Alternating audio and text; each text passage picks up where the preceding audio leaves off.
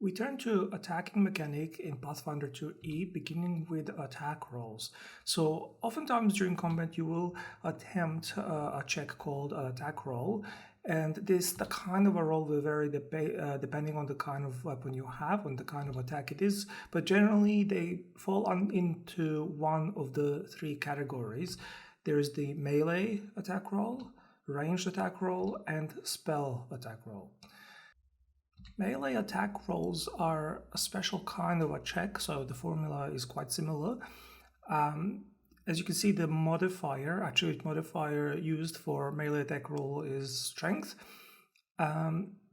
If the weapon that you're using has a finesse trait, then player can or has the option of using dexterity modifier instead for these kinds of rolls. For ranged attack rolls, default is the dexterity modifier. Attribute modifiers aside, let's go over the rest of the modifiers just to give some examples of what kind of things to look for. So your proficiency modifier will be whatever your proficiency with that weapon is, your proficiency bonus. Your other bonuses, so item, circumstance, and status will vary. So item is typically, say, your potency rune for the weapon when you upgrade it. Circumstance is if you're getting, like, say, help from an ally. Status, you look out for any kind of bonuses or buffs you get from spells or magical aids. And in terms of penalties, whether you are using some questionably made gear, like shoddy item and stuff, so if you will know if your item is shoddy. Circumstance will be if you're attempting some risky tactic, and obviously debuffs from cast by enemies and stuff. Whenever magic's working against you, that will typically be a status penalty. And that leaves us with the last one, which is the untyped penalty. So there are two kinds of untyped penalties that you will likely encounter when making attack rolls. Multiple attack penalty, which applies anytime you make more than one attack action during your turn.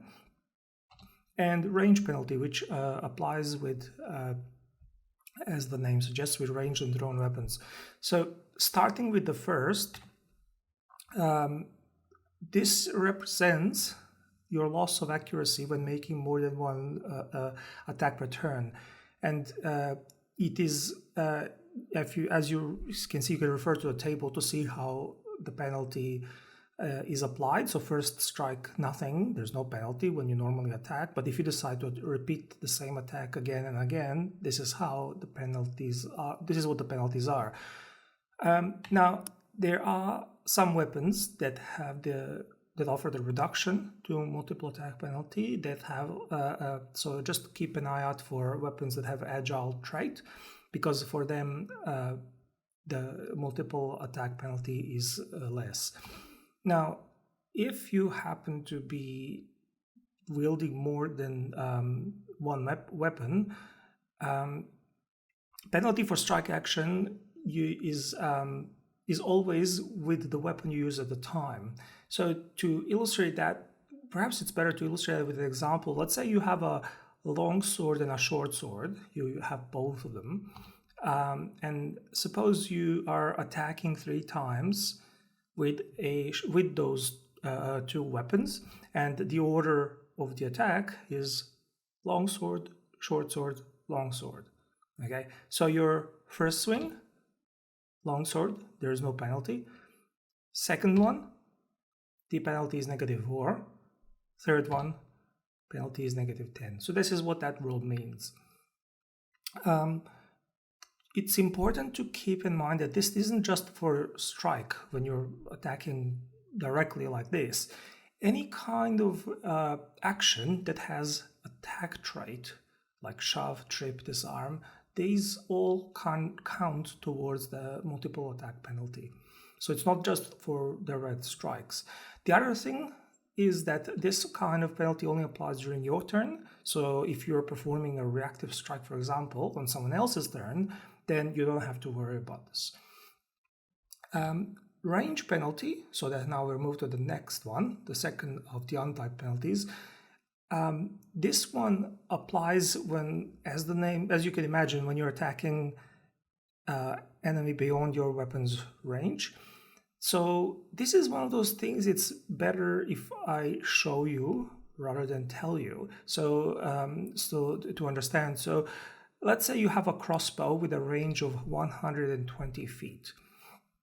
So simple, easy way to illustrate how this works or how to work out this kind of a penalty is this. So you can make a table like this, from until range penalty. You make these kind of headings and you put 120 or whatever the weapons, I'm putting down 120, but whatever is the range of the weapon. You then double that number, then triple it, then quadruple it, and so on. You can use the calculator if you need to. So 120 times 2, you write it underneath. 120 times 3, 120 times 4, 120 times 5. And then you keep going until you reach 6 rows.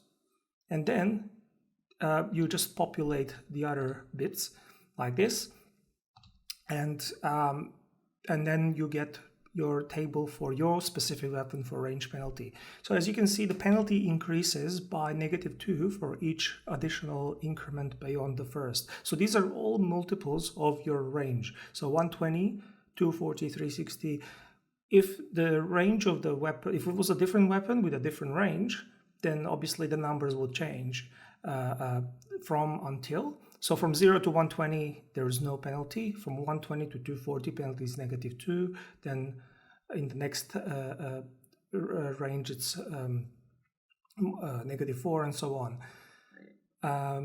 The other thing to note is that you can only attempt ranged attack at targets up to 6 times your weapon's range. So you don't you can't attempt beyond, in this case, beyond 720 feet, you can't attack that one.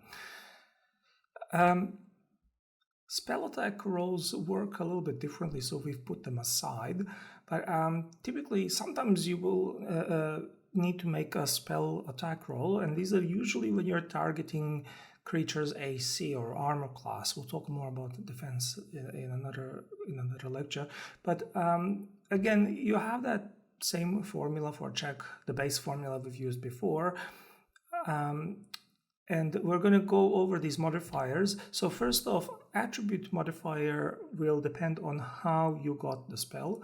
For example, if your spell came from a class, then it will be key attribute modifier for your class. However, if you got that spell through some other means, like say you're from ancestry or magic item, those so-called innate ones, then you will use your charisma modifier for it. Then your proficiency, you will always typically have some number to add here as well. So if you can cast a spell, you will have proficiency. So you need to check the spell for details on that one. Then circumstances and status, you can benefit from them as usual. Item bonuses for attacks, spell attack rolls are rare, so you don't have to worry too much about those. But penalties apply just as with attack rolls. And of course, at the end, don't forget to multiple attack penalties apply just as we had for normal attack rolls, as we have seen for normal attack rolls. When you make a spell attack roll, typically you as the attacker are the one that rolls the dice. So we call that you're doing a spell attack roll, and defender sets the challenge, or in this case, it's the AC which you need to make in order for your hit to land. With many spells, you can have these reversed. So you as the attacker sets the challenge, which we call spell DC in this case, and defender is the one that rolls the dice, which is called a saving throw. Spell DC is a measure of how hard it is to resist the effect of your spell. The good news is, since you now know how to make spell attack rolls, getting spell DC from there is really easy. So if you look at the marked terms in the formula, to go from spell attack roll to spell DC, all you have to do is just replace D20 with a number 10, and that's it. Everything else is the same. And before we finish off for today, just one last thing about writing down these numbers into your character sheet. So circumstance, status, untyped penalties, and bonuses, those are temporary, and typically they would not be on the character sheet. However, do keep in mind, especially if your character sheet came from an app or something automatically generated, that your total modifier might already include item bonus due to weapons, say potency rune or proficiency or attribute modifier, that they might already be added. So just make sure that not to add them twice when you play the game.